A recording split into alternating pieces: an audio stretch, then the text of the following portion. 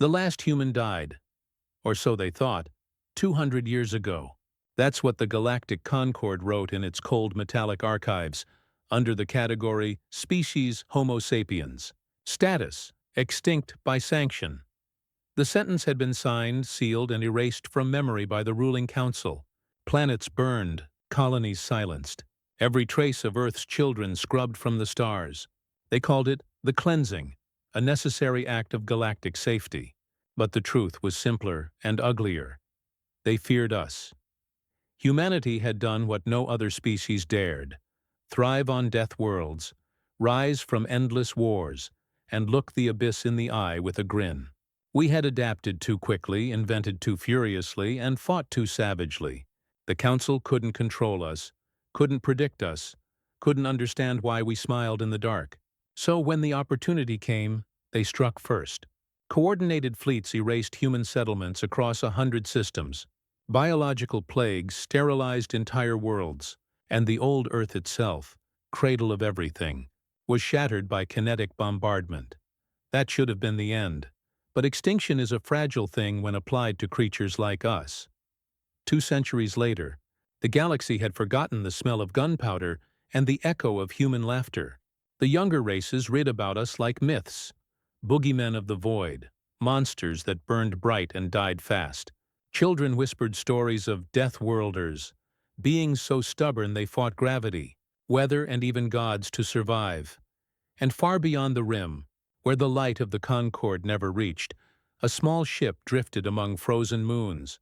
Its hull was blackened, ancient, patched with alien technology. Inside, a heartbeat stirred. Sergeant Aaron Vale woke from cryosleep to a silence so deep it hurt. The pod hissed open, releasing a mist that curled like smoke. His lungs screamed as they remembered air again. Pain flooded his body, followed by memory.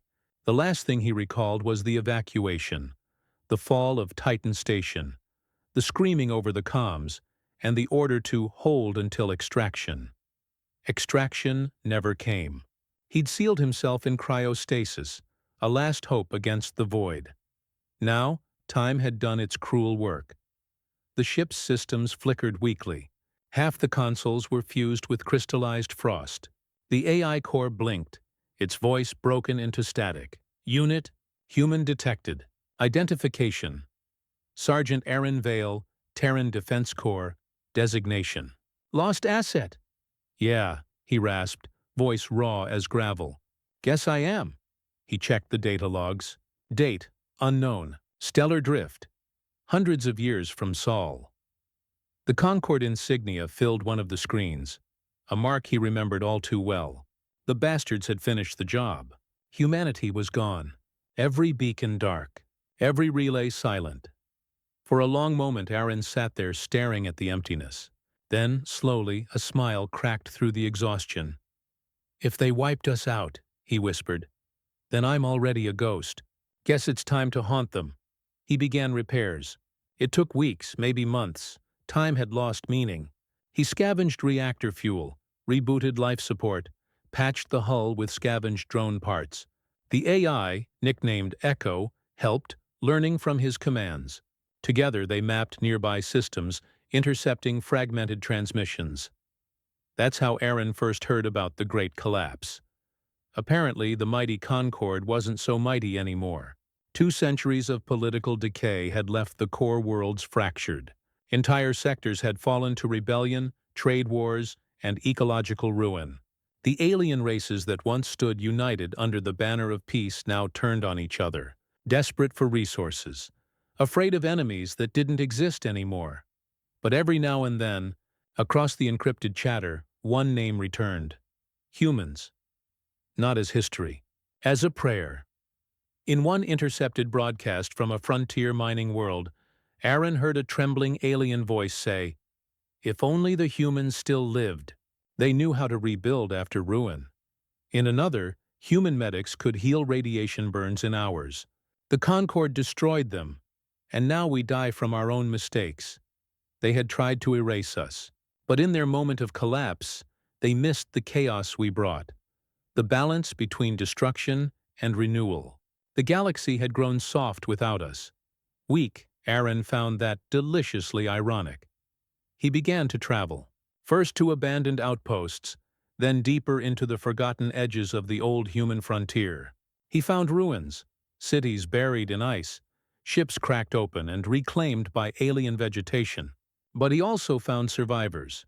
Not many, maybe a few hundred scattered across systems, descendants of those who hid during the cleansing. Hybrids, offshoots. They spoke strange dialects and carried fragments of human culture like holy relics. Songs, old war medals, digital fragments of books. They looked at Aaron like a ghost from legend. "You're real," one whispered, her eyes wide. "You're a Terran." He nodded, though the weight of that word felt ancient. What's left of one? The survivors called themselves the heirs. They had survived through cunning, interbreeding, and hiding among alien populations. Most had never seen another pure human before. Aaron became their leader not because he wanted to, but because they had no one else who remembered what humanity truly was. He taught them again how to fight, how to rebuild, how to think like humans. "Every species fights to survive," he told them one night, the fire reflecting in his eyes. "But only humans fight because we can't stand being told we can't." He trained them with old military doctrine, blended with whatever alien tech they'd scavenged. Their weapons were crude, their ships worse, but their hearts were steady. He called their base New Titan, after the fortress he once defended. It rose slowly among the ruins of an asteroid colony, powered by stolen fusion cores. When the first patrol ship of the Concorde stumbled across them, it ended poorly, for the Concorde. The alien captain had demanded surrender. Aaron had replied with an EMP burst that fried the ship's systems, followed by a boarding party of half-human raiders wearing pressure suits, patched with steel plates and determination. Within an hour, the ship belonged to them. The message spread like wildfire. "Humans are back." At first, no one believed it. Old myths, they said. No human could have survived the cleansing. But then more reports surfaced. Raided convoys, Concorde patrols ambushed by unknown vessels, and the recovered video feeds. Those were the worst, because in them, you could see a man standing on a wrecked command deck, eyes burning under a cracked helmet, speaking to the camera. "We remember what you did. You burned our worlds, silenced our children, called us monsters. But monsters survive. So listen well, Galaxy. Humanity is not dead. We were sleeping. Now we're awake." The video went viral across the outer colonies. Entire populations, long oppressed by the decaying Concorde, began invoking the humans as symbols of rebellion. Some even painted old Terran flags on their walls. Aaron didn't plan for any of that. He only wanted to survive. But the galaxy was hungry for something to believe in, and it chose the ghosts of humanity.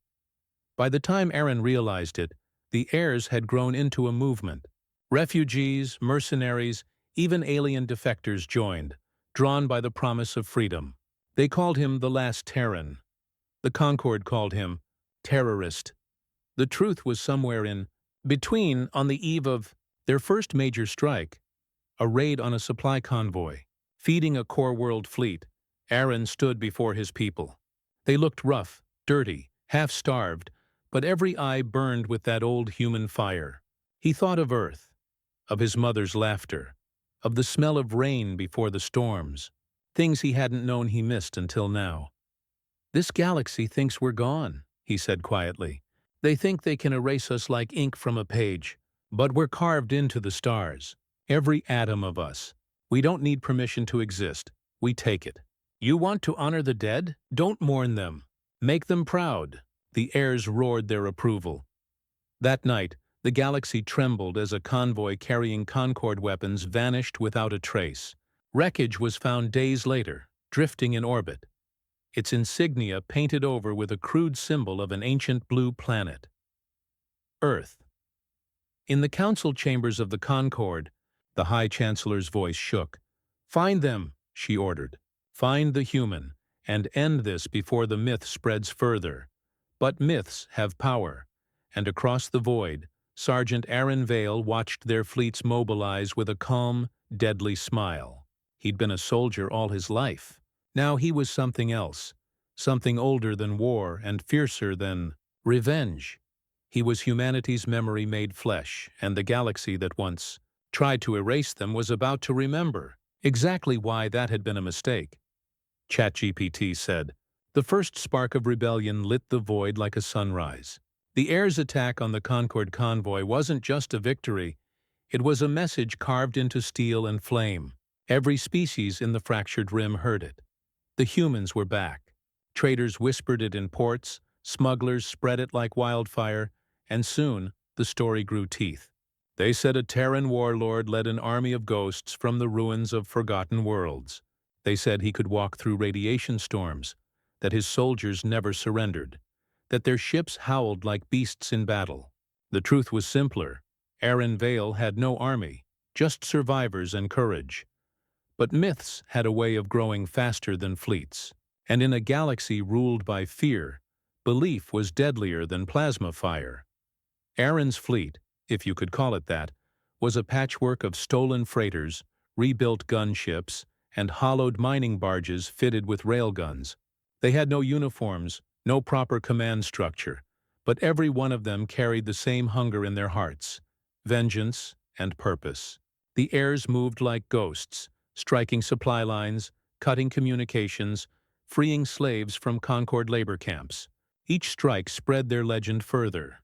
For the first time in generations, the word human wasn't whispered in fear. It was spoken with hope. But the Concorde was far from powerless. The High Chancellor, a crystalline being named Ziratel, ruled through cold precision and ancient terror. When reports of human resurgence reached the capital, she didn't dismiss them as myth.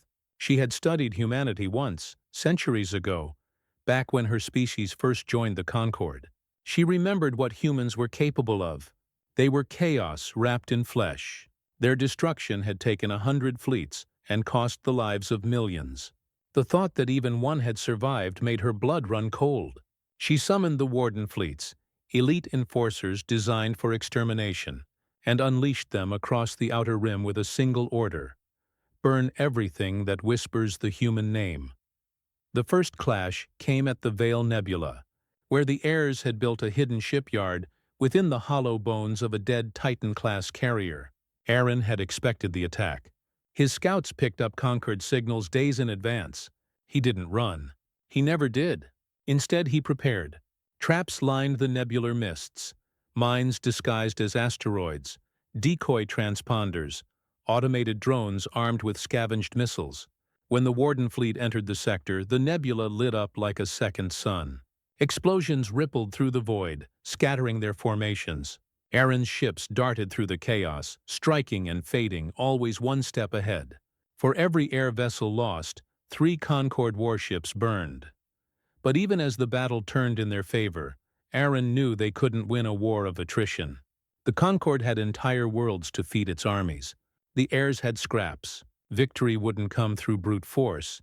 It would come through inspiration, through making the Concorde's people doubt their masters. That was the true battlefield, and Aaron fought it with words as fiercely as with guns.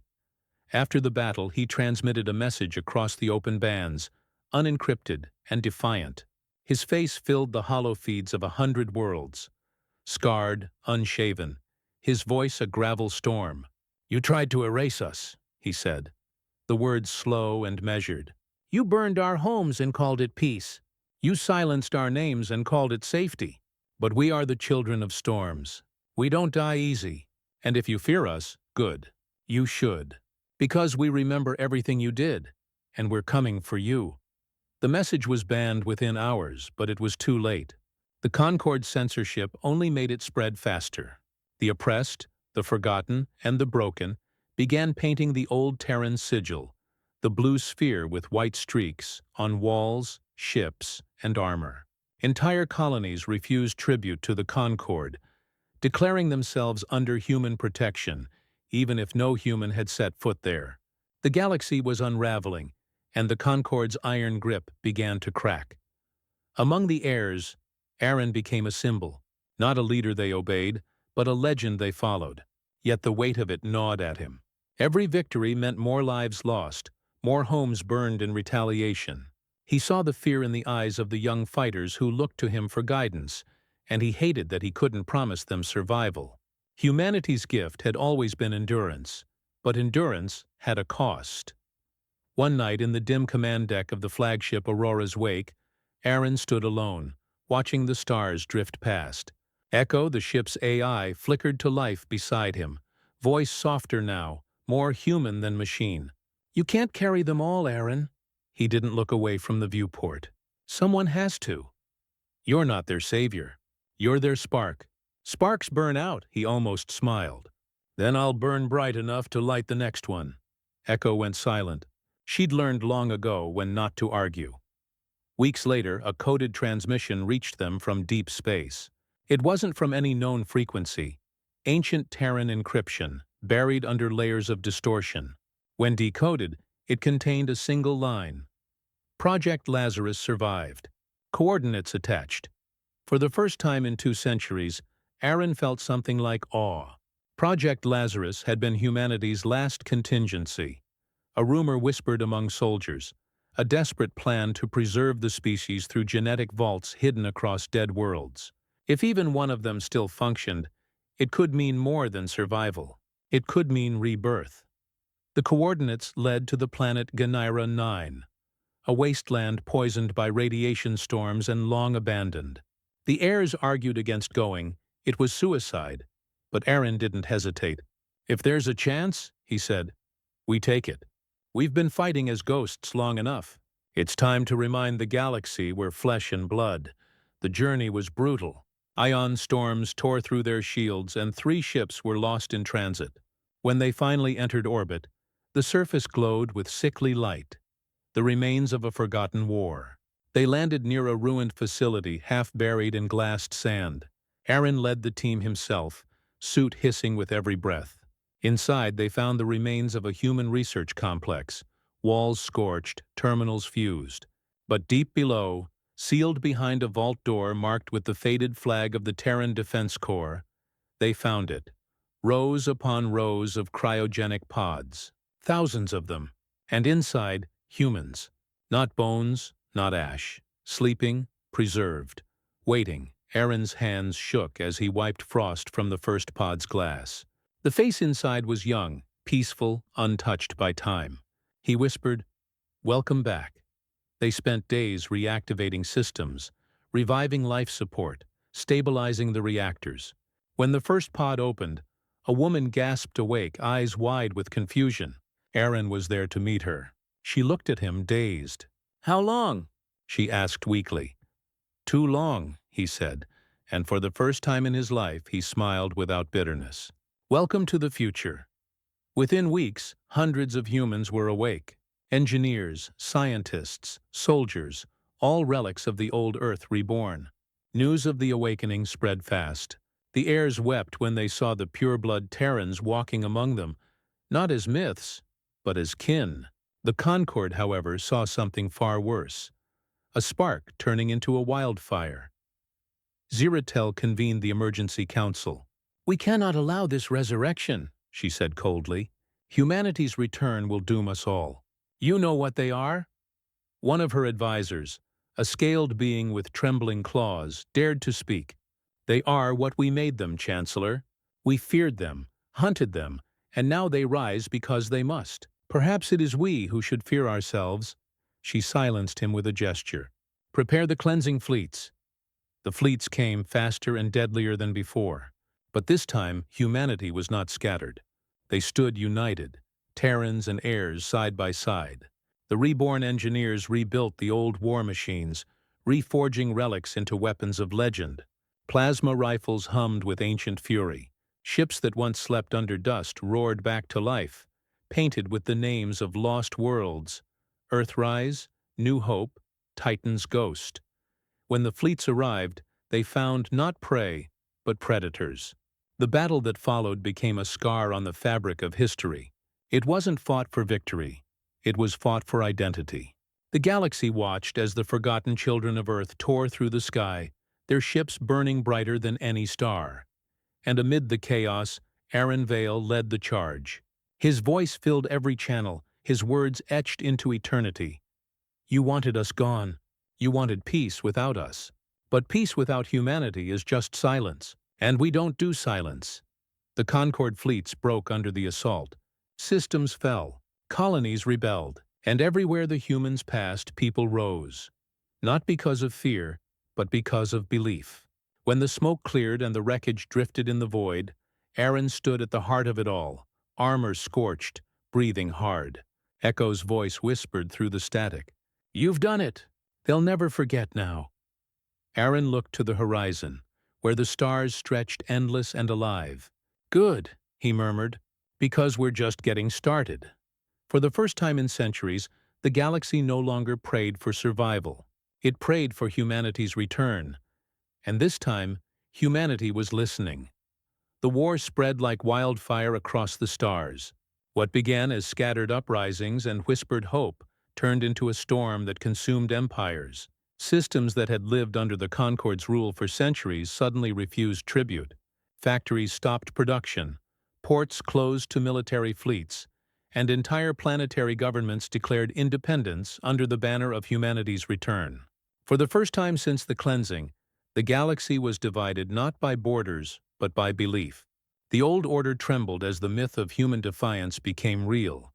Every soldier in the Concord fleet now knew the name Aaron Vale, and they feared it more than death. But Aaron didn't fight for power.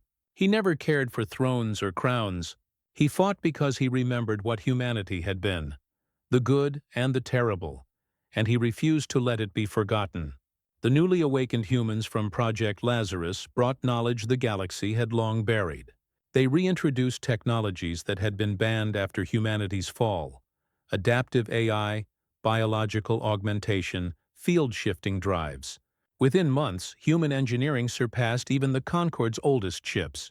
They built weapons not just for destruction, but survival, craft that could fly through black holes, armor that could adapt to plasma burns, drones that learned mid-battle. Humanity had once again become what the galaxy feared most: unstoppable evolution. The heirs watched the reborn Terrans with awe and unease. Many had lived their entire lives as shadows, hiding, scavenging, pretending not to exist. Now they saw their ancestors walk the decks again, confident and fierce. Some whispered that the new humans were too cold, too efficient, like ghosts who had forgotten how to dream. Aaron felt that tension growing. The heirs wanted freedom. The Lazarus-born wanted justice. He walked between them, trying to keep both fires burning without letting them devour each other. It was on the shattered world of Eurus Prime that the balance nearly broke. The Concord had fortified it as a last defense hub, a planet-sized arsenal protected by orbital cannons and AI-controlled fleets. Aaron knew they couldn't win by frontal assault, so he turned the enemy's arrogance against them. The Lazarus engineers built stealth pods coated in quantum-reflective armor. Aaron led the infiltration himself, landing with a team of 12 heirs and 3 revived Terran Marines. For 2 days, they crawled through irradiated tunnels, fighting drones and automated turrets until they reached the planetary command core. Inside, they found something unexpected. The command core wasn't just a computer, it was a living mind. A Concord construct grown from the genetic remains of their oldest species, bound to machinery. Its voice echoed through the chamber, soft and sorrowful. "Humanity, the chaos reborn." Aaron raised his rifle, but the being did not resist. Its eyes glowed with pale light. "We warned them you could not be destroyed, that your extinction would sow the seeds of rebellion. They would not listen. Then why serve them?" Aaron asked. "Because I remember," it said, "when your kind still reached for the stars, not with weapons, but with wonder. You were terrible and beautiful. I do not wish to see you burn again." For a moment, silence filled the chamber. The construct lowered its defenses. "I can give you access to the planetary grid. Use it wisely." Aaron hesitated, then nodded. For once, trust a human. The system obeyed his command. The orbital cannons turned on the Concord fleet above. In less than an hour, Eurus Prime was free, and the story of the merciful machine spread across the void, another legend tied to humanity's return. But the victory came at a price. 2 of the heirs who had joined him were killed in the escape. Aaron stood over their bodies later, staring into the stillness of the medbay. Echo's hologram flickered beside him. "They knew the risk," she said softly. "That doesn't make it easier," he muttered. "No, it never does." He looked out at the stars beyond the viewport. "Every time we win, it costs more. Every world we free adds another grave." Echo tilted her head. "That's war, Aaron, even for humans." He smiled faintly. "Maybe, but we're supposed to be better this time." As humanity rose again, the Concord began to fracture. Some of its member species surrendered outright, swearing loyalty to the resurrected Terrans. Others joined the fight against them, desperate to preserve the only order they'd ever known. The High Chancellor Ziratel grew desperate. Her fleets were stretched thin, her allies betraying her one by one. Yet she refused to yield. She began constructing a weapon, the Eternum Array, a network of stellar siphons designed to collapse entire star systems into black holes. If she couldn't rule the galaxy, she would destroy it. The humans learned of it too late. By the time Aaron's scouts intercepted the data, 3 systems had already vanished into nothingness. Planets, ships, people, all erased. The void screamed where they once were. The heirs wanted to retaliate immediately, to strike the Concord capital, but Aaron refused. He had seen too much death. He knew vengeance could turn saviors into monsters. "We can't become what we fought," he told them. "We win by surviving, not by annihilating." Still, the galaxy was slipping toward chaos. Refugees fled by the billions, seeking shelter under human protection. Entire worlds ran out of food. Piracy surged. And in the middle of it all, Aaron found himself becoming exactly what he'd tried to avoid: a ruler. The heirs looked to him for answers. The revived Terrans demanded command, and even alien leaders began calling him the Lord of the Reclaimed. The title disgusted him. One night, as he watched new ships being christened under the Terran banner, he turned to Echo. "Do you think we were meant to come back?" Echo paused. "You were meant to survive. Whether that's destiny or defiance, I don't know," he laughed quietly. "Maybe both." His laughter didn't last. Word came from the Outer Rim. An entire human convoy had been annihilated by unknown forces. Not the Conquered, something else. The wreckage showed weapons that didn't match any known design. The few survivors spoke of ships that shimmered like light itself, weapons that bent space. Aaron didn't believe it until they captured one of the attackers' drones. The markings on its hull weren't Conquered symbols. They were human. The Lazarus Project hadn't just created survivors. It had created variations. Other vaults had awakened too, some warped by centuries of isolation and experimentation. These humans were not like Aaron's people. They were enhanced beyond recognition, post-human in every sense. They called themselves the Ascended, and they didn't see themselves as part of humanity. The Ascended sent a message soon after. "We are the future you were too afraid to become. You are relics clinging to weakness. Stand down, and we will spare your kind. Resist, and you'll share the fate of the Concord." It was a bitter irony. The galaxy that once feared humans now watched humans fear themselves. Aaron knew this war was no longer about vengeance or survival. It was about the soul of humanity. Were they still the same species that had once looked to the stars in hope, or had they truly become monsters of their own creation? He gathered his council, heirs, Terrans, and alien allies alike. "We're standing on the edge again," he said. "The galaxy burned once because of fear.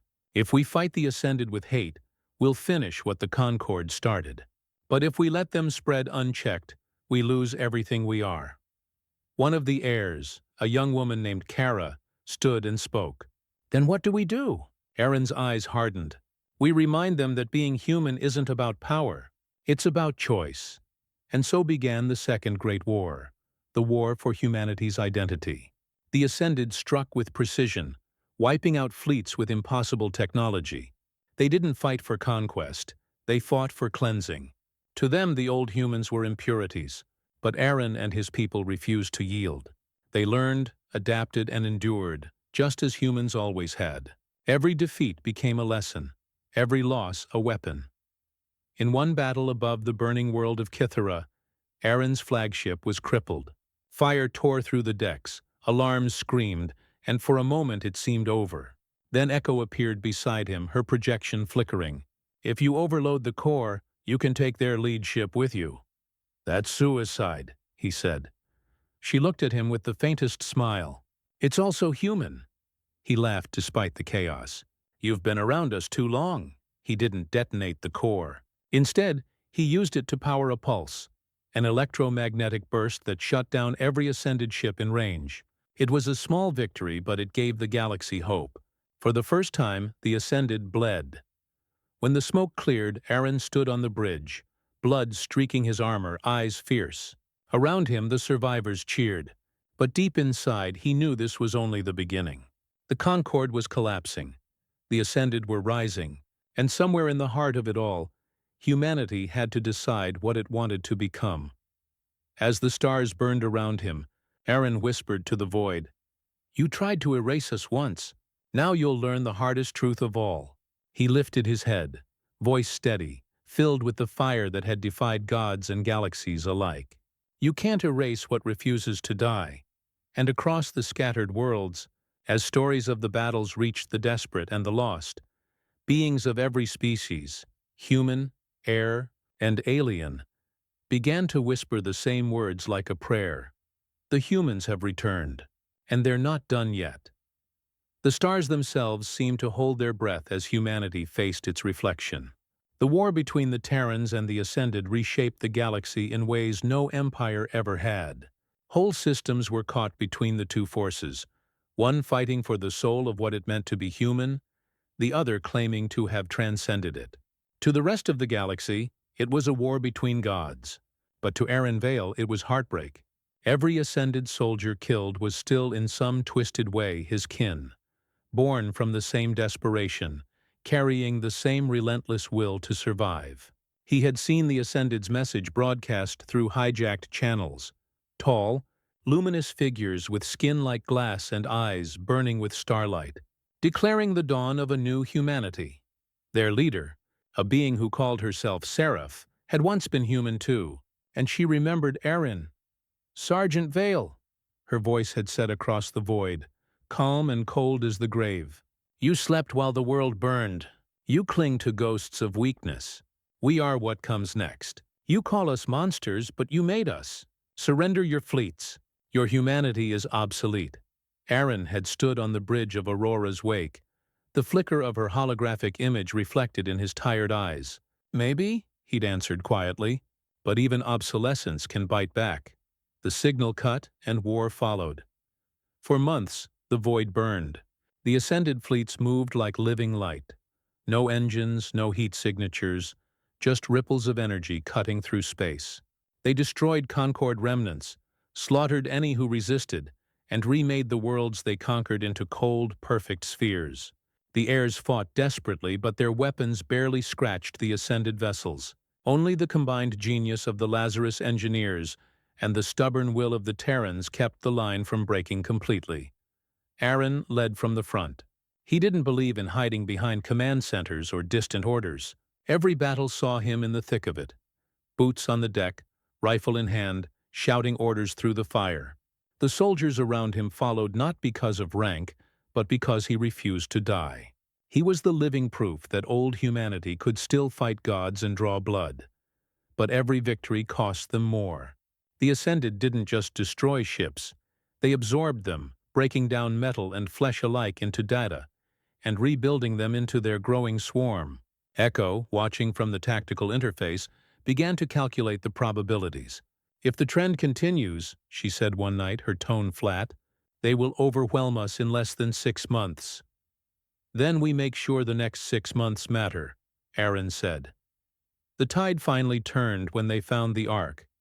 Hidden deep in a shattered nebula, it was an ancient Terran megastructure, a hollowed-out moon that had once been humanity's last great project before the cleansing. The Lazarus records identified it as the EOS core, a prototype meant to store not bodies, but souls. Uploaded human consciousness preserved through quantum entanglement. Millions of minds, frozen in light. When Aaron saw the data, he understood why the Ascended wanted it. The EOS core wasn't just a relic. It was a god seed, Whoever controlled it could restore or rewrite humanity itself. They reached the Ark first.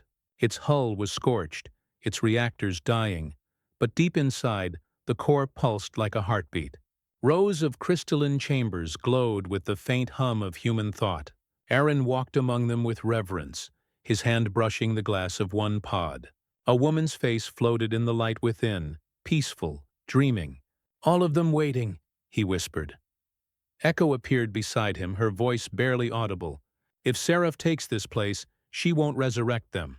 She'll convert them. Then we die here before that happens." The Ascended came within days. Their ships emerged from hyperspace in perfect silence. No engines, no signatures, only the bending of light as they moved. Aaron stood at the observation deck, watching the stars twist and shimmer around their arrival. The largest ship, the Radiant Dominion, anchored itself before the Ark, its hull glowing like the surface of a star. Then Seraph appeared again, projected in front of him. "You protect relics, Aaron," she said, her voice as calm as ever. "These souls are wasted. We can perfect them. No more death, no more hunger, no more pain. Join me and we can end the chaos of flesh." He met her gaze unflinching. "Perfection isn't life. It's just a prettier kind of death." Her expression didn't change. "You could have been so much more." "Maybe," he said, "but I'd rather be human." The line went dead. The battle for the Eos core began in fire. The Ascended descended like a storm, beams of compressed light tearing through metal. The heirs fought with everything they had: missiles, plasma bursts, boarding torpedoes. The Ark shook with the fury of it, ancient systems crying out as energy tore through its shell. Aaron led the defense from the command spire, coordinating fleets, shouting orders until his voice broke. Echo managed the defense grids, firing the core's old planetary cannons. But they were outnumbered, outmatched, and out of time. When the Ascended breached the outer hull, Aaron made his choice. He ordered a full retreat for the fleet, keeping only a skeleton crew behind. Echo protested, her voice cracking with static. "You'll die here!" He smiled faintly. "Someone has to make sure the story doesn't end like this." "You're not thinking clearly," she said, her tone breaking into distortion. "If you fall, they'll lose hope. They'll lose everything if she takes this place." He turned toward the chamber that housed the Eos core. The Ascended were already breaching the final corridor. He could hear their weapons tearing through steel. The walls glowed as their light spread. Aaron reached the core's control terminal and began the override sequence. The display flickered with human faces, data streams of millions of minds reaching out through the network. He whispered, "I'm sorry, but I won't let her use you." Then Seraph arrived. She stepped through the breach like a goddess of light, her body radiant, her eyes burning with infinite calm. "You can't stop evolution, Aaron," she said softly. "You can only delay it." He lifted his weapon. "Then I'll delay it forever." She moved faster than sight, disarming him with a gesture, pinning him against the terminal. "You still don't understand," she whispered. "I don't want to kill you. I want you to see." And then she reached into his mind.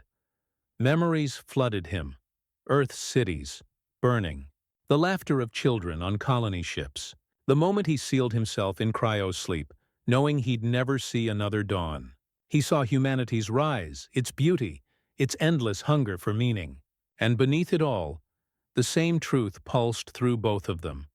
The will to endure. When she withdrew her hand, her expression faltered. "You still believe in them," she said, "even after everything." "Because they're us," he rasped. "And you're still one of them too, Seraph. You just forgot." For a heartbeat she hesitated. Then her eyes hardened. "No, I evolved." He hit the override. The Eos core began to overload. Energy screaming through the chamber. Seraph staggered back, light tearing at her form. "What have you done?" "Given them a choice," Aaron said. "If humanity's going to be reborn, it'll be because they chose to live, not because you rewrote them." The core erupted. Light consumed everything.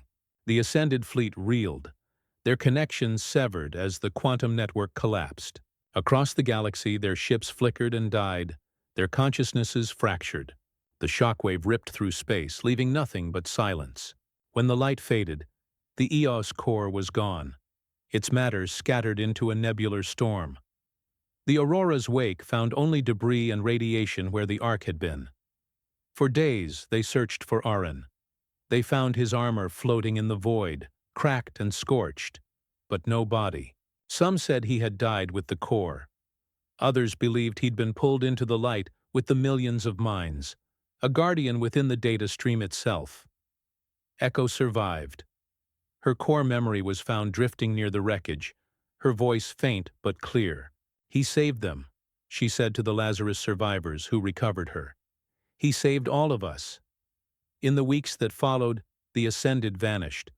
Without Seraph's guidance, they fractured, some reverting to human form, others disappearing beyond known space. The Concord collapsed completely, its remnants surrendering to the new Terran coalition. Across the galaxy, the name Aaron Vale became legend. The man who faced gods and chose humanity. The soldier who refused perfection. The ghost who burned brighter than any star. But some nights, on distant colonies where children look up at the stars, the nebula where the Eos core once floated still glows faintly blue. The locals call it Vale's Heart. They say if you listen closely through the calm static, you can hear a voice whispering through the noise, rough, calm, and human. "You can't erase us." And the stars, as if remembering, shimmer in reply. ChatGPT said, "Centuries passed, and the galaxy healed in silence.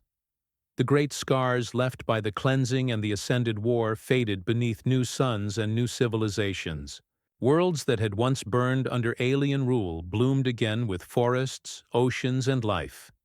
Humanity, what remained of it, spread quietly, humbly, rebuilding not empires, but homes. They no longer sought to dominate the stars. They learned, at last, to belong to them. The Terran Coalition became the Heartworld Compact, a council of free colonies that governed by voice rather than decree. There were no thrones, no high command, no gods. Only people, scattered but connected, guided by the stories of those who came before. And at the center of every story, whispered across campfires and classrooms, was the name Aaron Vale. The myths said he had not died when the Eos core exploded, that his mind had merged with the quantum echoes of humanity's stored souls.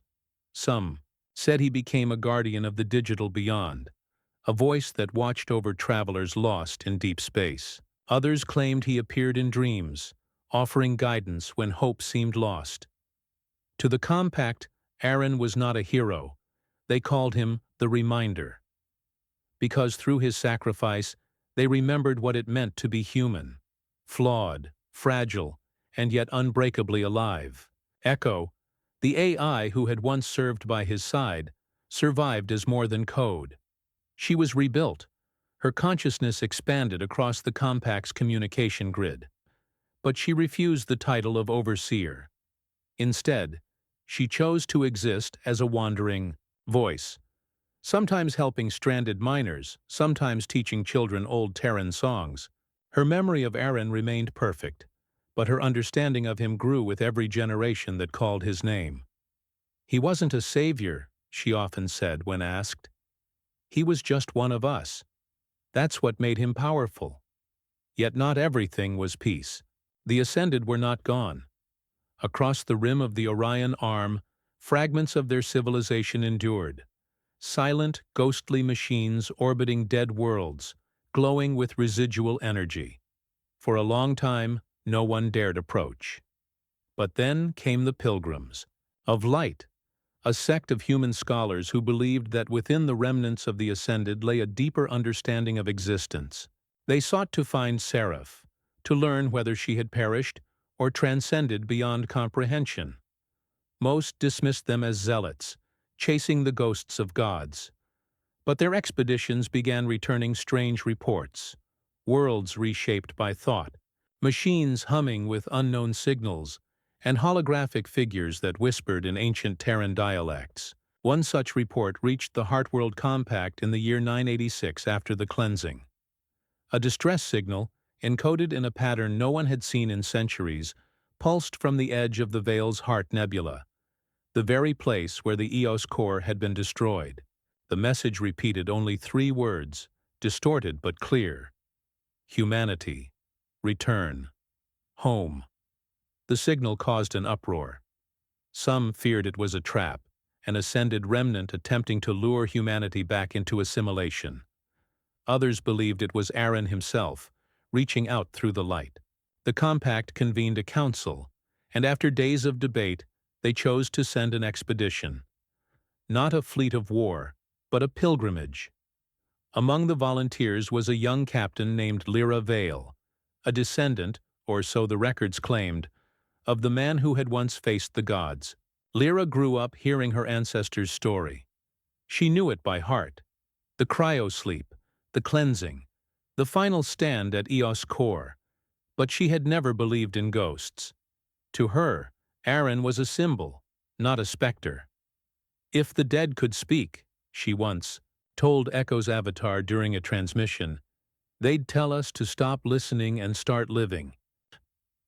Echo had replied softly, perhaps, but sometimes the living forget how.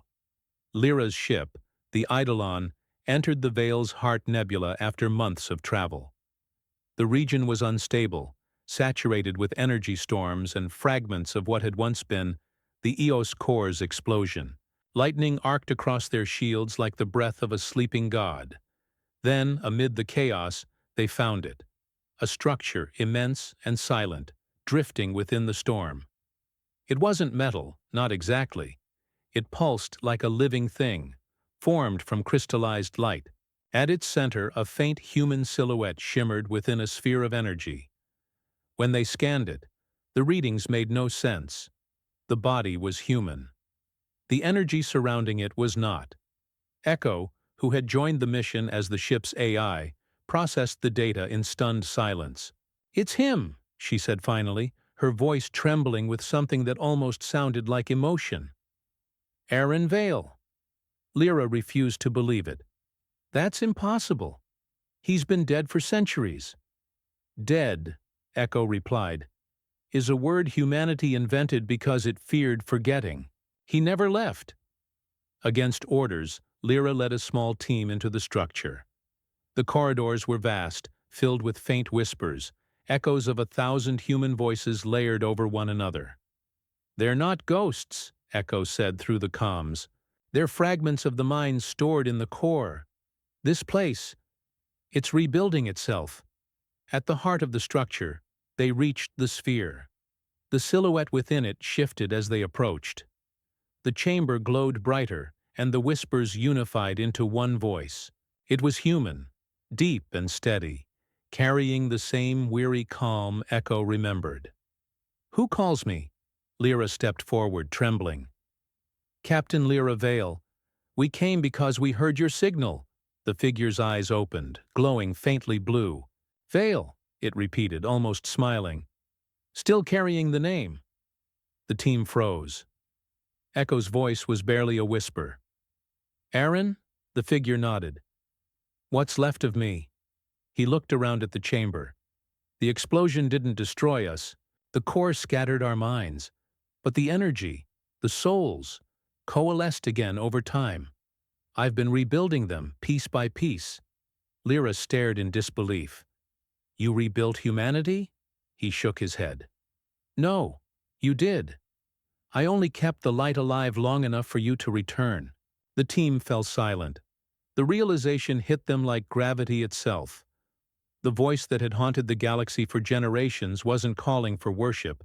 It was calling them home. Aaron continued, his voice softening.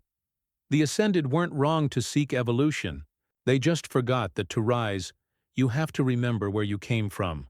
I see now, there's a balance. Flesh and light. Memory and change. That's what humanity truly is."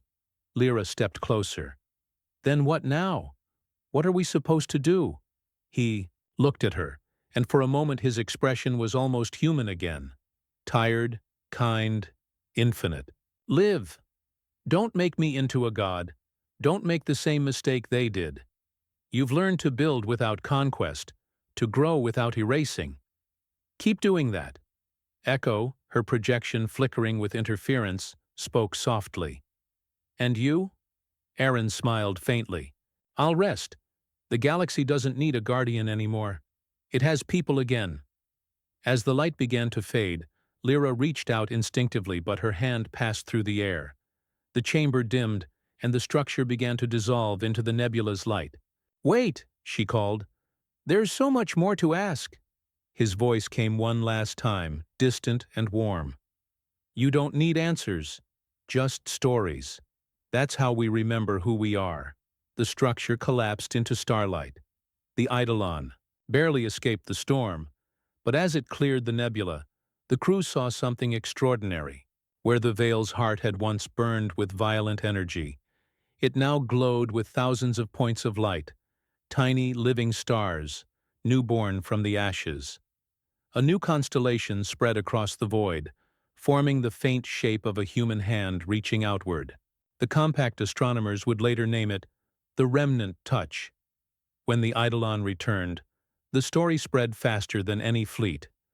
Some still doubted, others believed, but none could deny what came next. Across the galaxy, old rivalries ended.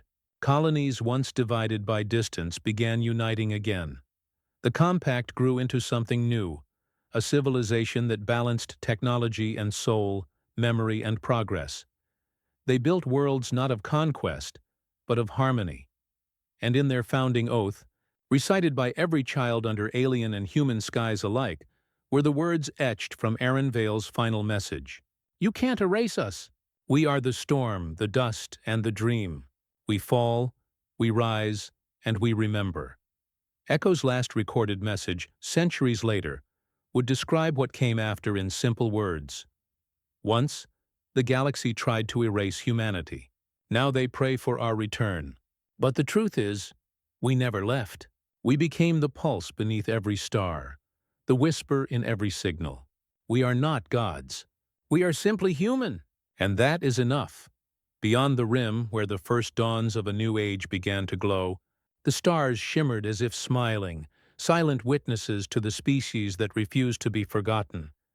And somewhere, in the quiet hum of the universe, a voice still lingered. Calm, familiar, eternal, still here.